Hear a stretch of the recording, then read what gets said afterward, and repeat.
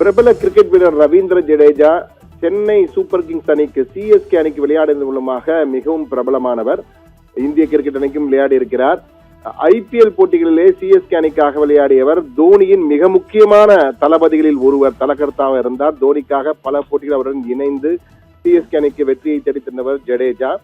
அவர் கடந்த 2026 ஆண்டு ஐபிஎல் போட்டியின் போது திடீரென ட்ரேடிங் செய்யப்பட்டார். ராஜஸ்தான் அணிக்கு அவரும் சாம்கரும் கொடுக்கப்பட்டு அவருக்கு சஞ்சு சாம்சன் வாங்கப்பட்டார். ஆனால் ரவீந்திர ஜடேஜா ட்ரேடிங் செய்யப்படுவார் என யாருமே எதிர்பார்க்கவில்லை. அந்த அளவுக்கு திடீரென ஒரு முடிவு எடுக்கப்பட்டது. இது தொடர்பாக ஜடேஜா ராஜஸ்தானுக்கு மீண்டும் இணைந்து அவர் இந்த ஆண்டு ஐபிஎல்லும் விளையாடிவிட்டார். ஆனால் இது தொடர்பாக எதுவும் ஜடேஜா பேசாமல் இருந்து வந்தார் இந்த ட்ரேடிங் குறித்து. ஆனால் தற்போது திடீரென ஜடேஜா ஒரு கருத்தினை தெரிவித்ததாக பெம்பா தவூமா இந்த எக்ஸ் பதிவு என்று இந்திய கிரிக்கெட் தொடர்பாகவும் ஐபிஎல் தொடர்பாகவும் தொடர்ந்து பல முக்கிய செய்திகளை வெளியிடும் ஒரு பதிவு இது. அந்த பதிவிலே தற்போது ஜடேஜா பேசியதாக ஒரு கருத்து வைரலாக சமூக வலைதளங்களில் பரவி வருகிறது. அதிலே அதிர்ச்சியான கருத்துக்களை அவர் தெரிவித்திருக்கிறார். 2012 ஆண்டு முதல் 2025 வரை 16 ஆண்டுகள், அதிலே 12 சீசன்கள் விளையாடி இருக்கிறார் ஜடேஜா சூப்பர் கிங்ஸ் அணிக்காக. ஆனால் ஜடேஜாவை ட்ரேடிங்கில் அனுப்ப போவது தொடர்பாக முன்னாள் இரவுதான், நாளை செய்ய போகிறார் என்றால் இன்று இரவுதான் அவருக்கு அந்த தகவலையே கொடுக்கிறார்களாம். ஏன் இப்படி ஒரு நடவடிக்கை எடுக்கிறீர்கள், எதற்காக இப்படி ஒரு முடிவு எடுத்தீர்கள், நாம் நாளை இது தொடர்பாக நாளை பேசுவோம், அவசரப்பட வேண்டாம் என ஜடேஜா சொன்ன பொழுது அவர் சொன்னதை சிஎஸ்கே நிர்வாகம் கேட்கவில்லை. அது தொடர்பாக சிஎஸ்கே அணியிடம் தொடர்ந்து பேச முயற்சித்திருக்கிறார். ஆனால் சிஎஸ்கே அணி நிர்வாகத்தின் சார்பாக அவரை யாருமே தொடர்பு கொள்ளவில்லை, அவருடைய தொலைபேசி எடுக்கவில்லை என்பதுதான் மிக முக்கியமானது. உடனடியாக இது தொடர்பாக ஜடேஜா தன்னுடைய மனைவியிடம் இந்த கருத்தினை தெரிவிக்கிறார். அவருடைய மனைவி உடனடியாக தோனியிடம் பேசுங்கள், உங்கள் நண்பர் தானே தோனி, கேப்டன் தோனியிடம் பேசுங்கள் என கூறியிருக்கிறார். உடனே ஜடேஜாவும் கேப்டன் தோனிக்கு தொடர்ந்து தொலைபேசியில் அழைப்பு கொடுத்திருக்கிறார். ஆனால் வழக்கம் போல் தோனி தனக்கு பிடிக்கவில்லை என்றால் ஒதுங்கி விடுவார் என்று சொல்வார்கள். அந்த வகையிலே ஜடேஜா எடுப்பதை தோனியும் விருப்பப்பட்டாரா என்ன என்று தெரியவில்லை.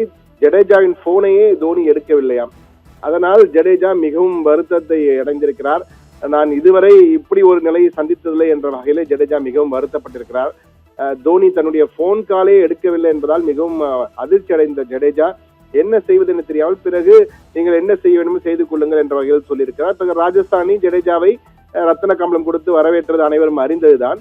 ஆனால் ஜடேஜா முதன்முறையாக வருத்தத்துடன் இந்த பதிவினை கூறியிருப்பதாக அந்த பெம்பே தவூமா அந்த எக்ஸ் பதிவிலே போட்டிருக்கிறார். இது தற்போது சமூக வலைதளங்களிலே மிகவும் வைரலாக சென்று கொண்டிருக்கிறது.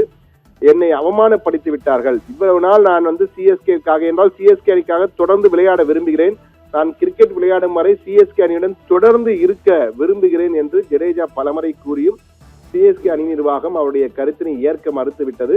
அது மட்டுமல்ல, அவருடன் பேசுவதை நிறுத்திவிட்டார்கள் என்பதுதான். என்னை அவமானப்படுத்தி விட்டார்கள், இத்தனை ஆண்டு காலமாக தளபதி என்று அவரை செல்லமாக அழைப்பார்கள் சிஎஸ்கே அணியில். தோனியின் தளபதி என்று அழைக்கப்படுபவர் சின்ன தலை என்று சுரேஷ் ரெய்னாவை அழைத்தார்கள். அவரும் இது போன்ற ஒரு சூழல் தான் வெளியேற்றப்பட்டார். தற்போது தளபதி என்று செல்லமாக அழைக்கப்பட்ட ரவீந்திர ஜடேஜா நிலையும் சிஎஸ்கே இப்படி நிலை. ஆனால் சிஎஸ்கே படுமோசமாக தோல்வி அடைந்தே நாம் அனைவரும் தெரியும். கடந்த 2 ஆண்டுகளாய் தொடர் தோல்விகள்.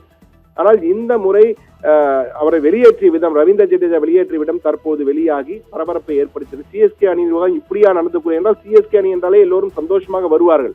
ஆனால் தற்போது ரவீந்திர ஜடேஜா சொன்ன கருத்துக்கள் சிஎஸ்கே அணி நிர்வாகம் மீது ஒரு என்ன நடக்கிறது அங்கு என்ற ஒரு கேள்வியை எழுப்புகிறது. ஆனால் சிஎஸ்கே நிர்வாகத்தை பொறுத்த மட்டிலே அதனுடைய சிஇஓ இருக்கும் காசி விஸ்வநாதன், சிஇஓ தலைமை செயல் அதிகாரியான காசி விஸ்வநாதன் பேசும்பொழுது இது மியூச்சுவல் அண்டர்ஸ்டாண்டிங் முறையிலே இந்த ட்ரேடிங் நடைபெற்று ஏற்கனவே கூறியிருந்தார்.